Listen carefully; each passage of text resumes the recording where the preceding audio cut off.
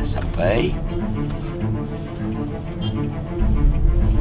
Kenapa sampai kita menggugat izin PLTU?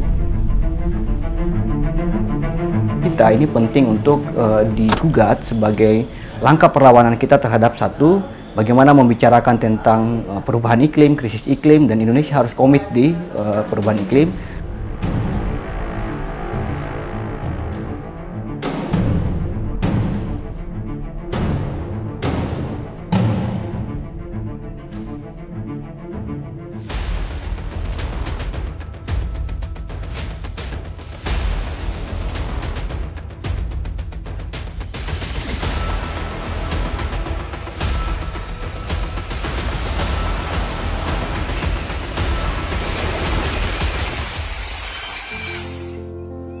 Krisis iklim nyata terjadi di Indonesia.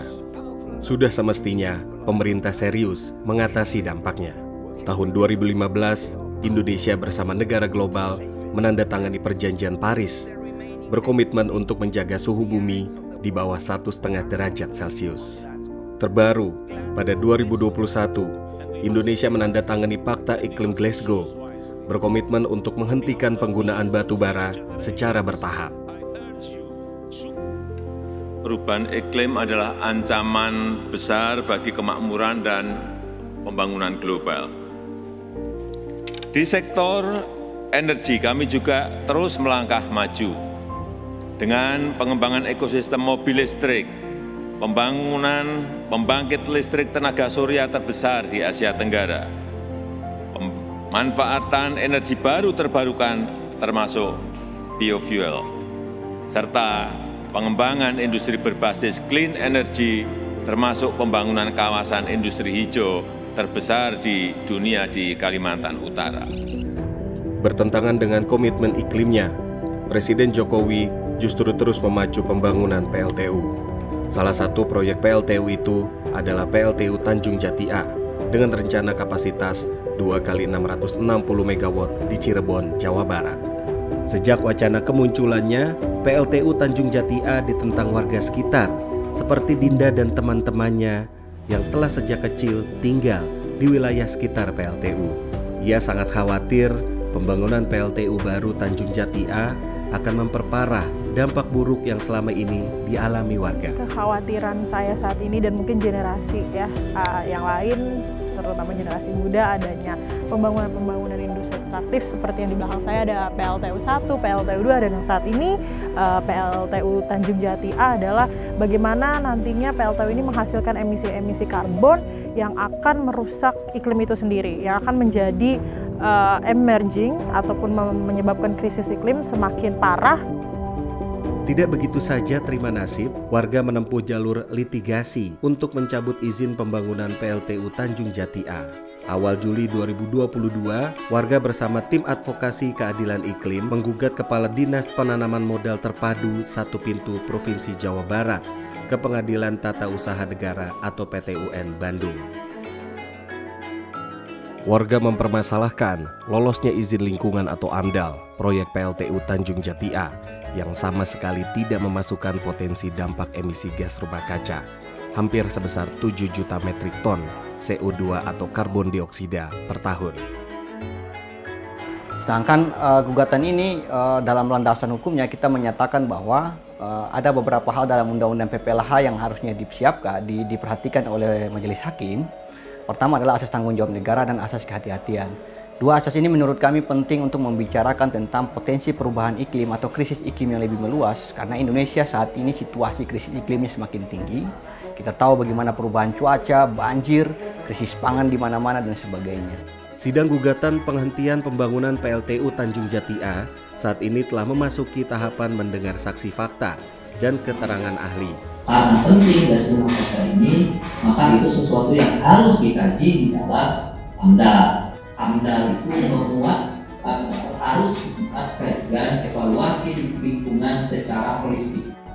Jadi setidaknya ada kajian itu di dalam AMDAL. Bagaimana upaya mengatasinya, upaya menguranginya segala gitu. Sehingga setidaknya itu menunjukkan itikat dari pemerintah untuk melihat bahwa gas rumah kaca ini atau perubahan iklim ini merupakan persoalan yang serius yang kita sendiri sebenarnya sudah menganggap berkali-kali pemerintah menganggap bahwa ini adalah salah satu persoalan lingkungan yang serius yang harus kita atasi bersama.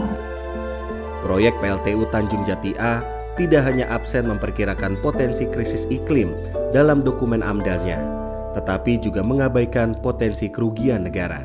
Saat ini, kondisi kelistrikan di jaringan Jawa Bali sudah oversupply atau kelebihan pasokan.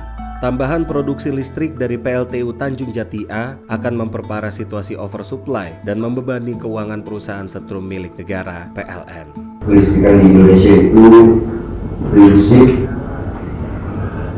take or pay clause. Jadi kalau pembangkit listrik itu kan semua pembangkit listrik menjualnya kepada PLN. Nah, jadi kalau PLN tidak perlu, ya, dia harus tetap membayar.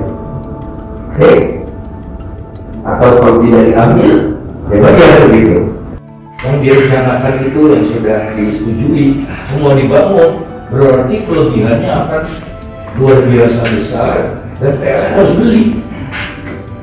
PLN-nya rugi. Kalau PLN-nya rugi, negara harus suntikan modal. Kan PLN-nya dibiarkan bangkrut oleh pemerintah. Jadi biasanya pemerintah menyuntikkan modal PMN, penyertaan modal negara. Tahun 2022 PLN ini dapat penyertaan modal negara juga belasan triliun sudah.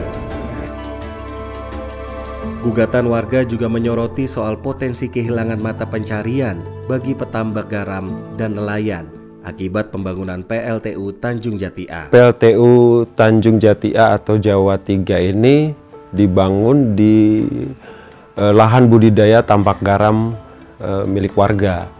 Nah, dari situ sudah bisa dipastikan akan ada alih fungsi lahan dan berpotensi terjadi pencemaran akibat dari abu-abu batu bara itu yang berterbangan ke lahan-lahan tambak garam pun akan berkurang penghasilannya karena biaya bengkak harus semakin menjauh